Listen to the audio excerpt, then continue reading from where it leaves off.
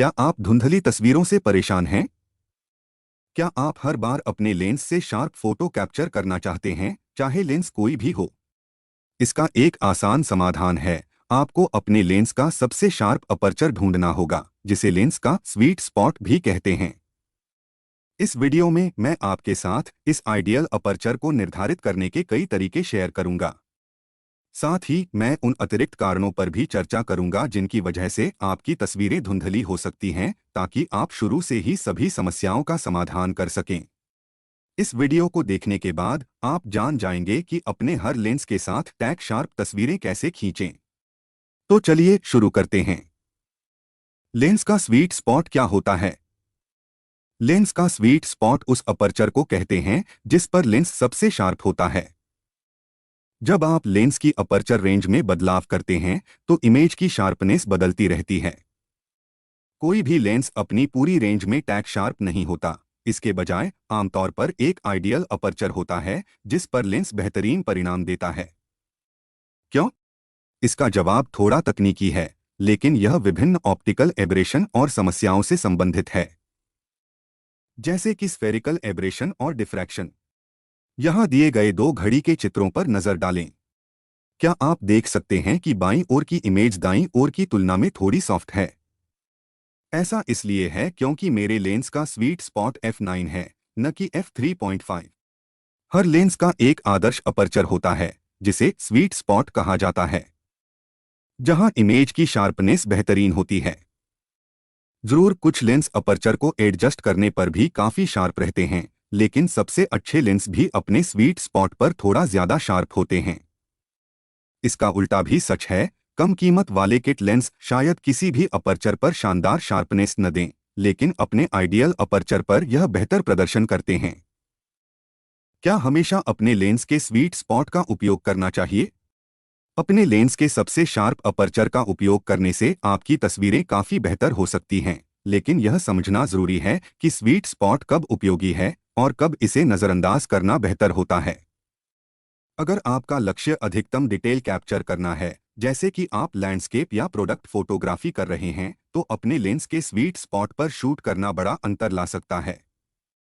यह विशेष रूप से तब महत्वपूर्ण होता है जब आप अपनी तस्वीरों को क्रॉप करने की प्लानिंग बना रहे हों, क्योंकि शार्प इमेजेज अधिक क्रॉपिंग को भी बेहतर ढंग से झेल सकती हैं।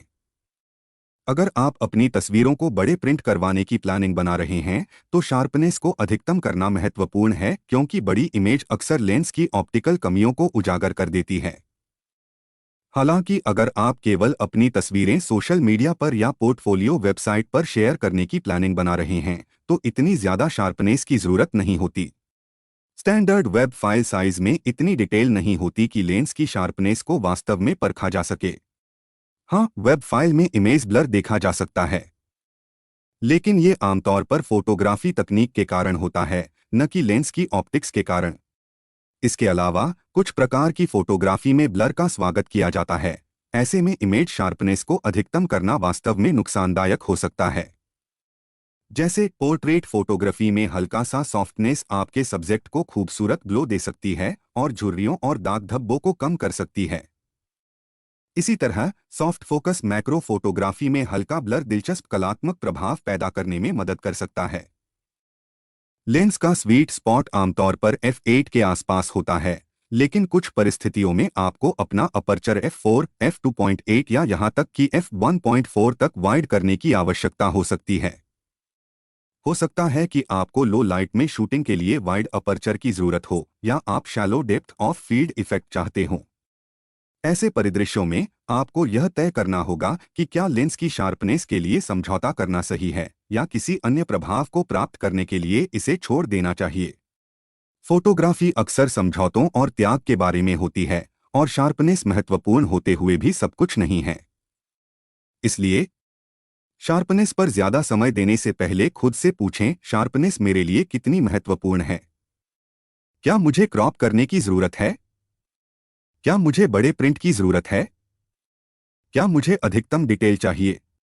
क्या मुझे शैलो डेप्थ ऑफ फील्ड चाहिए? और आपके उत्तरों के आधार पर सही निर्णय लें। अपने लेंस का सबसे शार्प अपर्चर कैसे ढूंढें? इस सेक्शन में मैं आपके लेंस का स्वीट स्पॉट पहचानने के दो तरीके शेयर करता हूं।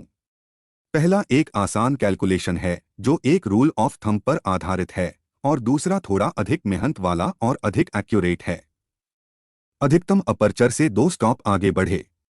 हर लेंस में एक अधिकतम अपर्चर होता है, यानी सबसे वाइड एफ स्टॉप वैल्यू जो लेंस प्राप्त कर सकता है। और जबकि लेंस का अधिकतम अपर्चर अक्सर अपेक्षाकृत ब्लरी होता है, आप अधिकतम अपर्चर को दो स्टॉप कम करके अक्सर स्वीट स्पॉट तक पहुंच सकते हैं। तो सबसे पहले अपने लेंस का अधिकतम अपर्चर पहचानें। यह आमतौर पर लेंस के नाम में लिखा होता है। यह लेंस के साइड एंड पर भी प्रिंट किया होता है। ध्यान दें कि सभी प्राइम लेंस में एक निश्चित अधिकतम अपर्चर होता है, जैसे कि f2.8 या f4। लेकिन कुछ जूम लेंस, विशेष रूप से किट लेंस और शुरुआती फोटोग्राफरों के लिए डिजाइन किए गए अन्य जूम लेंस में वेरिएबल अधिकतम अपर्चर होता है। ऐसे मामलों में लेंस का अधिकतम अपर्चर लेंस की फोकल लंबाई के आधार पर बदलता रहता है। उदाहरण के लिए मेरे नाइकॉन 18 से 140 mm जूम लेंस में f3.5 से f6.3 वेरिएबल अधिकतम अपर्चर है। 18 mm पर अधिकतम अपर्चर f3.5 है और 140 mm पर अधिकतम अपर्चर f6.3 है। आप इस रेंज को लेंस के फ्रंट पर देख सकते हैं।